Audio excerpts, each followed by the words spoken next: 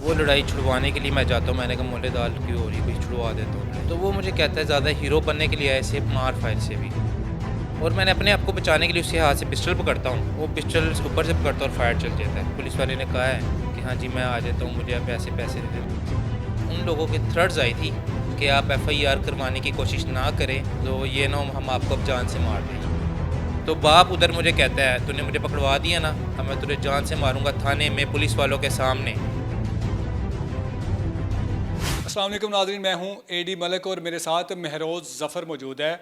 जो 4 माह पहले मोहल्लेदारों की लड़ाई होती है और ये घर से कुछ लेने के लिए बाज़ार गया होता है, तो वापसी पे जब देख रहा है कि लड़ाई हो रही है मोहल्लेदारों की, तो उनको छुड़ाने की कोशिश करता है। जब छुड़ाने की कोशिश करता तो एक शख्स के पास असला था, वो पिस्टल लहराता हुआ इसकी तरफ भी आता है। जब इसने हाथ से उसका पिस्टल पकड़ा तो उसके लड़के के बाप ने ये कहा कि इसको भी फायर मारो, ये बड़ा हीरो बनने की कोशिश कर रहा है। एक फायर महरोज के हाथ पर लगता है तो ये जख्मी होकर गिर पड़ता है। बाकी का मामला इनसे जानते हैं कि पिछले 4 माह से ये थाने कचहरियों के चक्कर लगा रहा है, लेकिन इसका मुकदमा दर्ज नहीं किया जा रहा।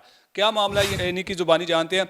मेरो साहब, मुझे बताइएगा लड़ाई किन की हो रही थी और आप बीच में क्यों कूद पड़े। लड़ाई मोहल्लेदारों की हो रही थी। बस मैं उस टाइम रोटियां, गैस एक्चुअली हमारे इलाके में ना एक गैस की बहुत किल्लत हो जाती, 10 बजे के बाद कम हो जाती। गर्मियाँ थी लेकिन कम नहीं होनी चाहिए। मैं रोटियां लेने, फैमिली ने कहा रोटियां ले आए, मैं रोटियां लेने जा रहा हूँ, पैदल वॉक करते वापस आता हूँ तो देखता है लड़ाई हो रही है। वो लड़ाई छुड़वाने के लिए मैं जाता हूँ, मैंने कहा मोले दाल क्यों हो रही है, कुछ छुड़वा देता हूँ। लड़ाई लड़ाई छुड़वाने के लिए गया हूँ तो उधर ज़्यादा ही कुछ डंडे सोटे वो चल रहे होते हैं। उसके बीच मैं उनसे कहता हूँ यार ना करो, छोड़ दो, कोई बात नहीं, रफ़ा दफ़ा करो मामले को। इतनी देर में वो 3 फायर करता है। उसके बाद मैं उनसे कहता हूँ अंकल जी बात करो, मैं अपने बेटे को रहने दें, ये किसी को लग जाएगा ऊपर फायर वगैरह। तो इतनी देर में कहता तो उसका बाप, ये इशफाक, मोहम्मद इशफाक बाबडा का मुलाजिम भी है, उस पर ऑलरेडी पहले ही 3 से 4 पर्चे हैं, लड़ाई के भी पर्चे हैं जी। और तो वो मुझे कहता है ज़्यादा हीरो बनने के लिए आए, से मार फायर से भी। वो अपने बेटे को कहता है कि इसको फायर मार। जी। और मैंने अपने आप को बचाने के लिए उसके हाथ से पिस्टल पकड़ता हूँ, यानी कि वो पिस्टल ऊपर से पकड़ता है और फायर चल जाता है, ठीक है, और गोली हाथ से आ आपको हाथ पे गोली लगी। जी, हाथ पे गोली लगी और आर पार हो गई और मेरा अंगूठा इस टाइम काम करना बंद हो गया है। अच्छा, उसके बाद आप पर ये जो फायर लगा तो किसी ने 15 पे कॉल नहीं की भी। की थी, मेरे रिलेटिव ने की थी, मेरे घर के बंदे ने की थी 15 पे कॉल। मौके पे पुलिस आई, कॉल बरामद हुआ, उधर से दोनों पार्टियों को पकड़ती है, ले जाती हैं, ठीक है। SHO आदिल भट्ट साहब आए, फराज चौकी इंचार्ज था, अपने अमले के साथ आया, ठीक है। और उधर से मुलजिमों को पकड़ा, दोनों पार्टियों को पकड़ा, ले गए। और उसके बाद 751 की एक पर्चा दिया। उसके बाद जब मैंने सुना था, देखा नहीं, मैंने जहाँ तक के सुना है 1,60,000 लिया है फराज चौकी इंचार्ज और आदिल भट्ट ने, जिनके हाथ से फायर यानी कि गोली चली है उस पार्टी से, और इन्हें रिहा छोड़ देते हैं। 751 की रपट होने के बावजूद पैसे लेकर 1,60,000 रुपया लेके नहीं छोड़ जी देते। बिल्कुल। उसके बाद से इन्होंने मेरा वो कोई उसमें एफआईआर में या किसी कहीं भी रपड़ में भी नाम नहीं कि एक बंदे को फाइल लगाया। मेरी वो पहले भी चल चुकी मीडिया पे भी, आज माशाल्लाह से आप भी इंटरव्यू ले रहे हैं, ठीक है। ये मीडिया आगे मेरी हेल्प कर रहा है, ठीक है, लाने की कोशिश कर रहा है एफआईआर करवाने की। मैं अदालतों के धक्के खा खा के थक गया हूँ था। अच्छा, जब आप हॉस्पिटल चला गए, जारी बात आपको गोली लगी थी, वापस जब आप आए थाने गए, थाने वालों से आपने कहा नहीं कि ये मेरा मुकदमा क्यों नहीं दर्ज किया जा मैं रहा। थाने गया था, ठीक है, अपने एक ब्रदर के साथ। तो मैंने उनसे कहा था मेरी आपने दरख्वास्त क्यों नहीं, वो उन्होंने दरख्वास्त दे ली थी। उन्होंने कहा अब देखें मैं आपको जिसके पास दरख्वास्त मार्क हुई है ना वो आपको कॉल करेंगे। उसके बाद से मुझे कोई कॉल नहीं है। मैं कॉल का वेट तकरीबन मैंने 10 से 12 दिन। ये कौन सा थाना था। ये सांदा थाना था। उसके बाद आपने फिर क्या किया। उसके बाद मैंने फिर अदालत से मजबूरन रजू किया, ठीक है। फिर मैं अदालत गया हूँ, अदालत से मैंने कोर्ट ऑर्डर पकड़ने एफआईआर के ऑर्डर दिए, लेकिन एफआईआर भी उन्होंने ऑर्डर के मुताबिक नहीं की। वहाँ बनती 324, वहाँ लगा दी उन्होंने 337F5। इसमें क्यों उन्होंने नेग्लिजेंसी बरती। ये मुझे जहाँ तक लगता है उन्होंने पैसे लिए हुए हैं, तो इस वजह से उनके हक में बोल रहे हैं।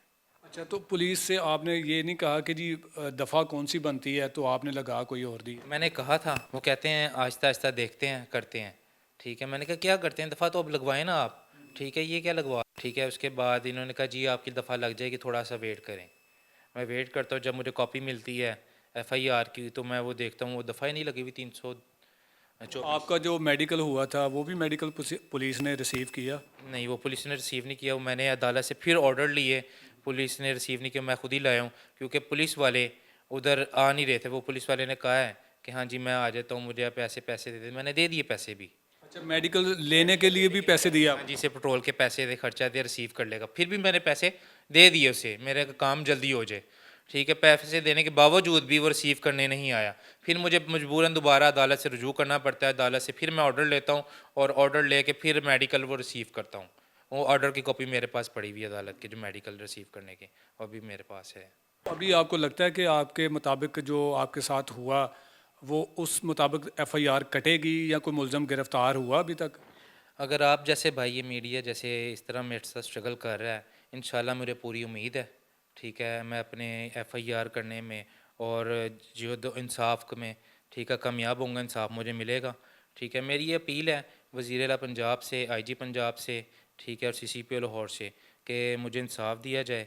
ठीक है, मैं बहुत मजबूर हूँ इस टाइम, बहुत मेरे से नाइंसाफ़ी हुई। इतना ज़ख्म का मुझे दुख नहीं था और दर्द नहीं था जितना मुझे ये कानूनी भेड़ों ने किया है, टॉर्चर किया है और इधर से उधर फिराया गया है।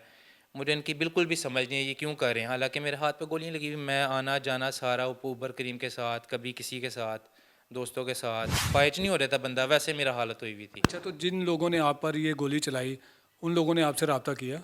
उन लोगों ने मेरे से कोई रब्ता नहीं किया जी। वो उन लोगों के थ्रेड्स आई थी कि आप एफआईआर करवाने की कोशिश ना करें तो ये ना हम आपको अब जान से मार दें, ये थ्रेड ज़रूर आई थी। तो आपने इसके बाद पुलिस से तावन लेने के लिए कहा? उसके बाद से जब ये वाक़या हुआ, ठीक है, तो मैंने पुलिस वालों को साथ लेके जाके ना उसके बाप को घर से गिरफ़्तार लाजमी करवाया है। ठीक है, बेटा उसके हाथ, हाँ, उनके हाथ नहीं आया जिससे गोली लगी थी। बाप को लाजमी करवा दिए क्योंकि लड़कारे में था, बाप लड़ाई में भी था। गिरफ़्तार लाजमी करवाया और बाप को ले गए पकड़ के, और पुलिस वालों ने इन्वेस्टिगेशन इंचार्ज के सामने पेश किया कि ये है मुलजिम, और मुझे बुलाया है। हाँ, इन्वेस्टिगेशन ने पूछा ये आपका मुलजिम है? मैंने कहा जी ये, और उसका बेटा है। बेटा वो कहते पकड़ा नहीं गया, ठीक है, हमारे हाथ से निकल गया। तो बाप उधर मुझे कहता है तूने मुझे पकड़वा दिया ना, अब मैं तुझे जान से मारूंगा थाने में पुलिस वालों के सामने। फिर अब वो थाने में गिरफ्तार है कि छूट गया? नहीं, गिरफ्तार है, लेकिन उसके पीछे जो लगे हुए हैं उसके घर वाले, कुछ उनके साथ जो है उसकी ज़मानत हो जाए, उसे जेल भेज दिया गया है जुडिशल। अच्छा, जेल भेज दिया गया। आपसे तो नहीं रब्ता किया कि यार दफ़ा करें, छोड़ दें, सुलह कर लेते हैं? नहीं, मेरे से अभी तक किसी ने रब्ता नहीं किया उनके घर में से। तो ये जो सारा मामला पुलिस ने आपको ख्वार किया, इस सारे पर क्या लगता है आपको कि जी पुलिस जो दावे करती है कि जी हम फौरी कार्रवाई कर देते हैं, किसी का कोई एफआईआर हो, कोई या कोई इस तरह का कोई मसला हो, उसमें कोई गफलत नहीं की जाती? आपका तो मुकदमा ही दर्ज नहीं किया। जी, ये देखें, सबसे पहले तो इनको चाहिए बड़े से बड़े अफसर के पास जाता है जी, इन्वेस्टिगेशन के पास जाता है मेरा मामला, अगर वो सुनते हैं मेरी अपील, ठीक है, सबसे पहले 15 का कॉल रिकॉर्ड निकलवाए, उन्हें पता लग जाएगा 15 की कॉल किसकी है, मेरे अलावा और किसी की भी नहीं है, क्योंकि मुझे फ़र्क लगा था मेरे घर में से मेरी मिसेज़ ने की। उसके बाद ठीक है, वो मैं दर बदर फिरता रहा हूँ अपने हाथ के ज़ख्मी हाथ के साथ, मुझे इंसाफ अभी तक नहीं मिला कहीं से। आप एसपी के ऑफिस भी गए, वहाँ आपसे क्या उन्होंने तावन किया? वहाँ एसपी ऑफिस गए थे। एसपी ऑफिस में ये जाके तामुन हुआ था, मैडम थी, ठीक है, मैडम एसएसपी, उनका मुझे अमारा शराजी ने कहा इनकी एफआईआर करें, आप क्यों नहीं करें? लेकिन फिर भी एफआईआर के ऑर्डर मिल गए, मुझे नहीं पता था एफआईआर, जब मैं कॉपी लेने गया उस पर 337 F5 थी। मैंने पूछा इसमें तो 324 भी लगती है। जी वो अभी थोड़ी देर सब्र कर लें, हम ज़रा मामला देख लें सारा कुछ, के बाद कोशिश करके लगवा देंगे। जी बिल्कुल, आपने सारी कहानी सुनी कि किस तरह ये पुलिस आवाम को गुमराह करती है, और ये तो अभी मामूली सा ज़ख़म दिया गया था इस शख्स को, तो पुलिस ने इतनी गफलत बरती है। पुलिस तब तक हरकत में नहीं आती जब तक कोई बंदा या कोई इंसान मौत के घाट ना उतारा जाए, तब तक पुलिस उन मुलजमान के ख़िलाफ़ कार्रवाई नहीं करती, तब तक पुलिस उन मुलजमान से नाजायज़ असला रिकवर नहीं करती। जबकि पुलिस के मुताबिक अगर इनके बड़े बड़े दावे सुने जाएं तो यकीन करें अफसोस होता है कि यार ये किस तरह से ये सब अच्छे की रिपोर्ट है वो तैयार कर लेते हैं और आवाम को और आला अफसरान को गुमराह करते हैं। महरोज़ को अपनी एफआईआर कटवाने के लिए तकरीबन 4 माह का अरसा गुजारना पड़ा और फिर उसके बाद अदालतों के दरवाजे खटखटाने पड़े, तब जाकर पुलिस ने एफआईआर तो दर्ज कर ली, लेकिन अपनी मर्जी के मुताबिक। यहाँ कोई भी काम अवाम की मर्जी के मुताबिक तो बिल्कुल भी नहीं किया जाता। पुलिस ने वही करना होता है जो उनको बेहतर लगता है, क्योंकि आप जानते हैं कि पुलिस ने हमेशा से उन्हीं मुलजमान की सरपरस्ती की है जो दनाते फिरते हैं। शरीफ आदमी को तहफ़्फ़ुज़ देना या उनकी जानो माल की हिफाजत करना पुलिस का ये वतीरा नहीं है। मैं उम्मीद करता हूँ कि महरोज़ के जो मुल्ज़मान हैं वो जल्द गिरफ्तार होंगे और इन्हें ज़रूर इंसाफ मिलेगा। इजाज़त चाहूँगा, अल्लाह निगहबान।